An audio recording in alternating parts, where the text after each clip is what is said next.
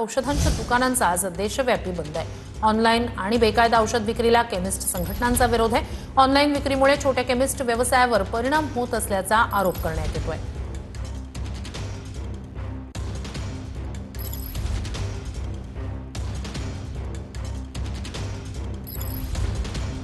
देशभरात आज केमिस्टचा मेडिकल दुकानांचा देशव्यापी बंद आहे। औषध विक्रेत्यांनी विविध मागण्यांसाठी आज एकदिवसीय देशव्यापी संप पुकारलाय। All India organization of chemist and druggist संघटनेनं ऑनलाईन औषध विक्री विरोधात बंद पुकारलाय।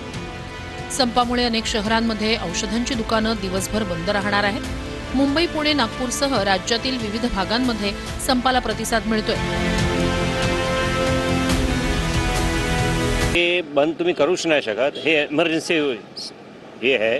आता समोर केम हॉस्पिटल आहे, टाटा हॉस्पिटल आहे, वाडे चिल्ड्रन हॉस्पिटल आहे, मॅटर्निटीवर आहे।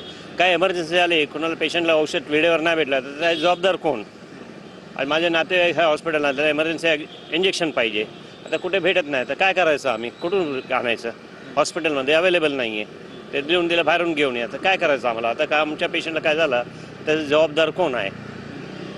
आमचं हे म्हणणं हे बंद नाही व्हायला पाहिजे। आहे तुमचे काय इश्यू असेल ते का प्रोटेस्ट करा, त्याच्या वाद नाही आहे, लोकशाहीमध्ये अधिकार आहे।